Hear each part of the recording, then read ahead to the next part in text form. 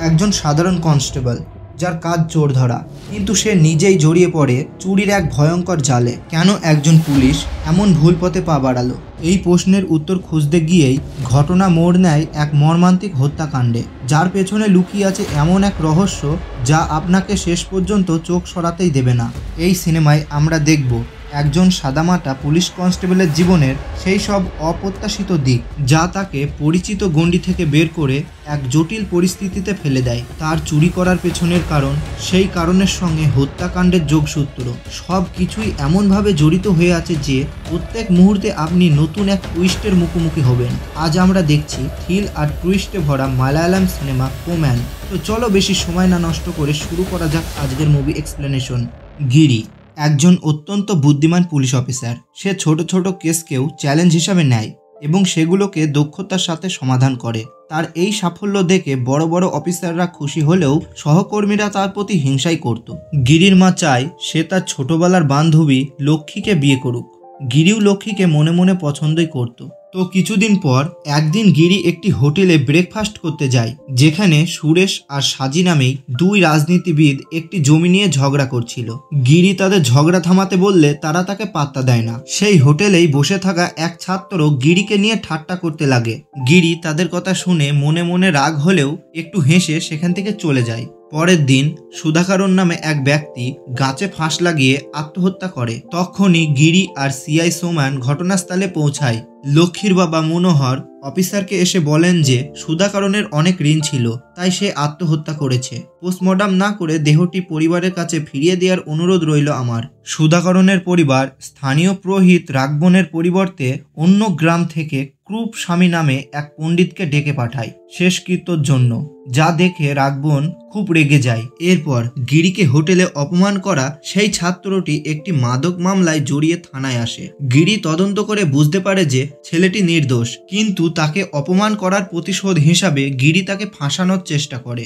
CI সোম্যান গিরিকে বকাবকি করে বলে যে যেন সে ব্যক্তিগত রাগ দোলার জন্য এই ভাব ব্যবহার না করে, আর বলে ছোটখাটো কারণে প্রতিশোধ নেওয়ার কি দরকার তোমার। সোম্যান গিরিকে মনে করিয়ে দেয় যে তিনি গিরির ভুলগুলো ঢেকে রাখে, কিন্তু তিনি শীঘ্রই অবসর নিচ্ছেন।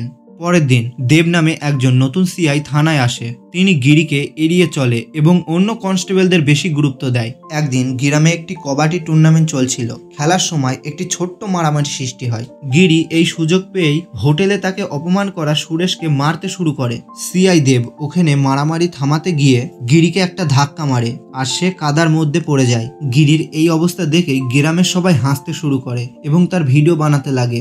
লক্ষ্মীও সেখানে উপস্থিত থাকায় গিরি খুব লজ্জা পায়। এই ভিডিও খুব দ্রুত ভাইরাল হয়ে যায়। পরের দিন গিরি যখন হোটেলে খাবার আনতে যায়, তখন গ্রামের ধনী ব্যক্তি থাম্বি গিরিকে নিয়ে পরোক্ষভাবে ঠাট্টা করে। থানায় ফিরে আসার পর সিআই দেব সবার সামনে গিরিকে অপমান করতে লাগে। এই সব দেখে গিরি প্রচন্ড রেগে যায়, কিন্তু নিজেকে সামলে নেয়। গিরি তার অবসরপ্রাপ্ত অফিসার সোমানের কাছে গিয়ে বলে যে সবাই তাকে নিয়ে হাসছে এবং সে এই প্রতিশোধ নিতে চায়। সোমান তাকে এইসব হালকাভাবে নিতে বলে, কিন্তু গিরি শান্ত হয় না। সে বারে গিয়ে প্রচুর মদ পান করে।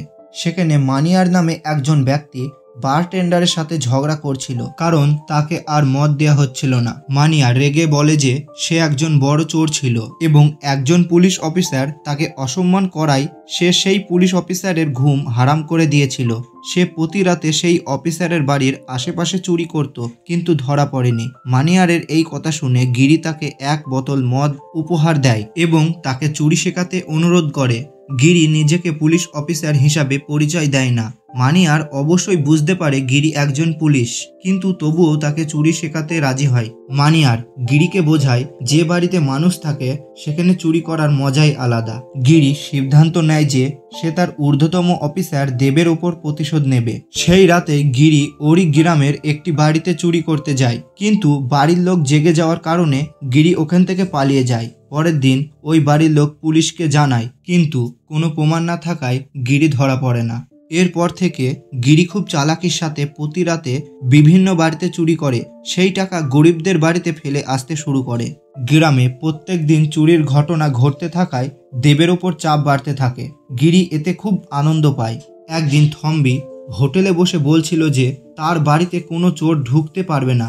গিরি এই কথাকে চ্যালেঞ্জ হিসাবে নেয় এবং সেই রাতেই থম্বির বাড়িতে চুরি করে। পরের দিন গিরি দেবের কাছে এসে এমন ভান করে যে সেই এই কেসটিকে খুব গুরুত্ব সহকারে দেখছে এবং দেবকে সাহায্য করছে। আসলে গিরি দেবকে বোকা বানাচ্ছিল। গিরি সেই সব লোকদের থানায় নিয়ে এসে মারধর করতে থাকে যারা তাকে নিয়ে হাসাহাসি করছিল। সাজিও গিরিকে ঠাট্টা করেছিল, তাই তাকেও থানায় এনে মারধর করা হয়। সাজি গ্রেপ্তার হওয়ার খবর পেয়ে সুরেশ অনেক লোককে নিয়ে থানায় আসে তাকে ছাড়ানোর জন্য। গিরি এই সুযোগ কাজে লাগিয়ে তাদের উপর লাঠিচার্জ করে এবং সুরেশকেও মারধর করতে লাগে। এই সব ঘটনার পর গিরি দেবের কাছে এসে একটি ধারণা দেয়, এই মামলা দ্রুত সমাধানের জন্য তাদের দ্রুত কাউকে গ্রেপ্তার করতেই হবে যাতে তাদের উপর চাপ কমে। গিরি জানায় যে সে এমন একজনকে চেনে, সে পয়সার জন্য সব করতে রাজি হবে। এভাবে দেবকে রাজি করিয়ে গিরি মানিয়ারকে কিছু টাকা দিয়ে গ্রেপ্তার করায়। পরের দিন গিরি এমন ভান করে যে সে একাই চোরকে ধরেছে এবং গ্রামের সবাই তার প্রশংসা করতে থাকে। কিছুক্ষণ পর গিরি মানিয়ারের কাছে খাবার নিয়ে গিয়ে বলে যে সিআই দেব তাদের দুজনকে ধোঁকা দিতে চলেছে।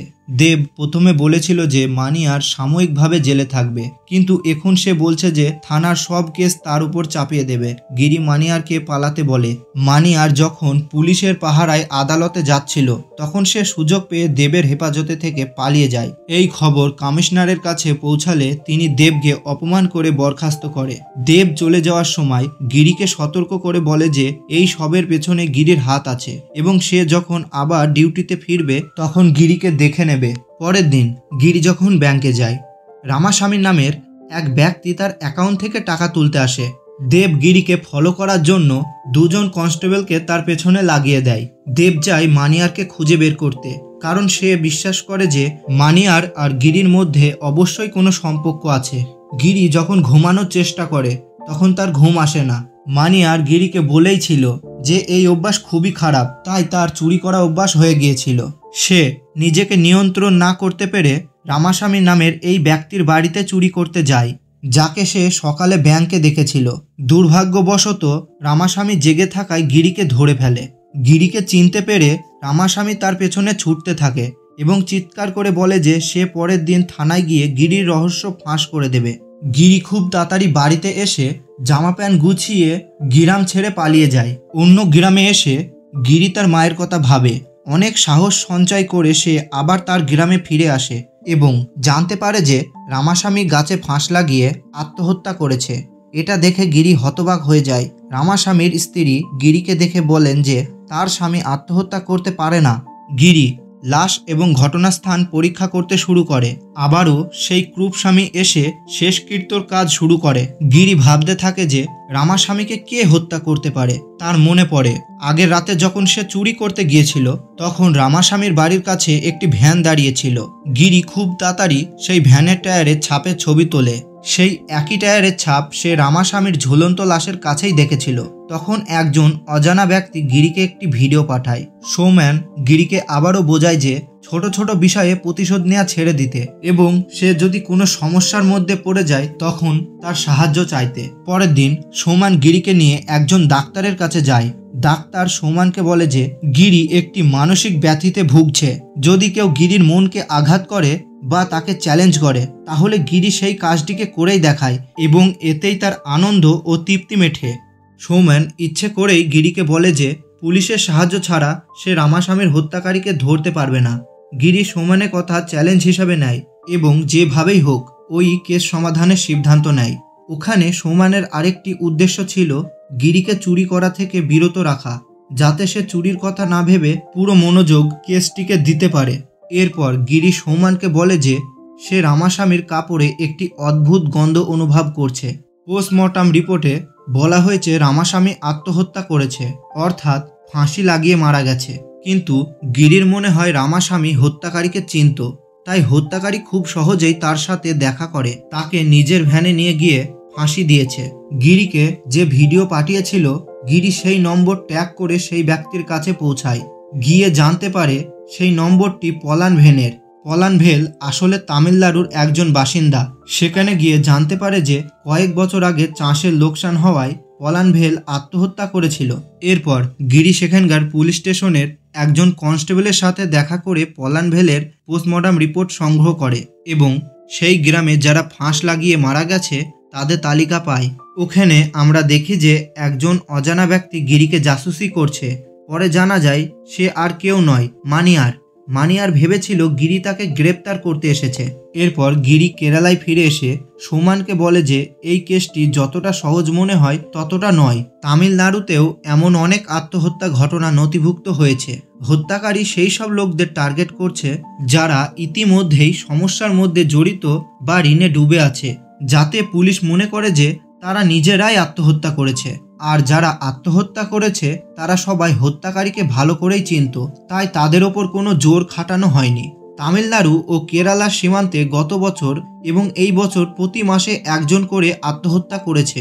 এরপরে থম্বি একটি কুকুর কিনে হোটেলে এসে বলে যে এখন তার বাড়িতে কুকুর আছে, তার বাড়িতে কেউ চুরি করতে পারবে না। সেই রাতে গিরি যখন ঘুমাচ্ছিল তখন তার থম্বির কথা মনে পড়ে। তার কথাগুলো গিরির কাছে একটি চ্যালেঞ্জের মতো মনে হয়। এরপর গিরি সেই মুহূর্তেই থম্বির বাড়িতে গিয়ে চুরি করে। বাড়ি ফেরার পথে গিরি দেখে একজন অজানা ব্যক্তি জঙ্গলের দিকে দৌড়াচ্ছে। গিরি তাকে ফলো করে, কিন্তু লাভ হয় না। সেই অজানা ব্যক্তি একটি ভ্যান নিয়ে পালিয়ে যায়, সেই একই ভ্যান যা রামাস্বামীর বাড়ির বাইরে দাঁড়িয়েছিল। পরের দিন একটি পুকুরের কাছে এক মহিলার মৃতদেহ পাওয়া যায়।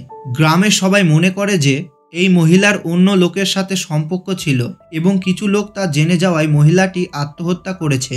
এই সময় গিরি যখন এইসব আত্মহত্যার ঘটনা তদন্ত করছিল তখন সে জানতে পারে যে সব হত্যাকাণ্ড অমাবস্যা রাতে ঘটেছে। এদিকে দেব আর তার 2 কনস্টেবল অবশেষে মানিয়ারকে ধরে ফেলে, কিন্তু মানিয়ার গিরির সম্পর্কে একটি শব্দও বলে না। সে পুলিশকে বলে যে সে নিজেই পালিয়েছিল। এরপর গিরি এবং সৌমান ইন্সপেক্টর সুকুমারের সাথে দেখা করে এই আত্মহত্যার ঘটনাগুলির বিস্তারিত জানায় এবং তার সাহায্য চায়। সুকুমার গিরি এবং সোমানকে মৃত মহিলার ব্যাগ দেখায়। সেই ব্যাগে একটি কাগজ ছিল যাতে কিছু পূজা সামগ্রী জিনিস ছিল, আর ওই কাগজ থেকে সেই একই গন্ধ আসছিল যা আগেকার মৃতদেহগুলির কাছ থেকে পাওয়া গিয়েছিল। এরপর গিরি যারা মারা গেছে তাদের পরিবারের সম্পর্কে খোঁজ নিয়ে জানতে পারে যে তামিলনাড়ু এবং কেরালায় যারা মারা গেছে তারা সবাই কোনো না কোনো পূজার সঙ্গে জড়িত ছিল। এটা জানার পর গিরি একজন পুরোহিতের সাথে দেখা করে, সেই কাগজটি দেখিয়ে সেই সামগ্রীর সম্পর্কে জিজ্ঞাসা করে। পুরোহিত সেই কাগজটি দেখে চমকে যায় এবং গিরিকে বলে যে এটি একটি ভুল প্রাচীন তান্ত্রিক পূজা। যারা এই পূজা করেছে সম্ভবত তারা মারা গেছে। অনেকে বিশ্বাস করত যে এই পূজা করলে তারা অমর হয়ে যাবে এবং কিছু তান্ত্রিক মানুষ এই পূজা দিয়ে মানুষের বলিদান করে তাদের আত্মাকে বশ করত। বর্তমানে এই পূজা কেউ করে না, তবে কিছু মানসিক অসুস্থ ব্যক্তি এই পূজাগুলোকে সত্যি মনে করে থাকে। পুরোহিত আরও জানায় যে তিনি শুনেছে কেরালা তামিলনাড়ু সীমান্তে আদিবাসীদের একটি মন্দির আছে যেখানে আগে আদিবাসীরা এমন পূজা করত। সেই মন্দিরটি ঠিক কোথায় তা তিনি জানেন না। সেই মন্দির সম্পর্কে একটি বইয়ে লেখা ছিল, কিন্তু তার এক শিষ্য সেই বইয়ের উপর বেশি মনোযোগ দেওয়ায় তিনি তাকে তার আশ্রম থেকে বের করে দিয়েছিল, আর সেই শিষ্য যাওয়ার সময় সেই গ্রন্থটি চুরি করে নিয়ে যায়। এরপর গিরি এই কাগজটি নিয়ে তার গ্রামের পুরোহিত রাঘবনকে দেখায়, কিন্তু রাঘবন এই সম্পর্কে কিছুই জানে না। গিরি বুঝতে পারে যে এর পিছনে রাঘবন থাকতে পারে না। এরপর গিরি লক্ষ্মীর বাবা মনোহরের কাছে গিয়ে সেই একই কাগজ দেখিয়ে জিজ্ঞাসা করে। মনোহর বলে যে গিরি সঠিক সময়ে এসেছো, কারণ এই মাত্র ক্রূপস্বামী তাদের বাড়িতে এসেছে।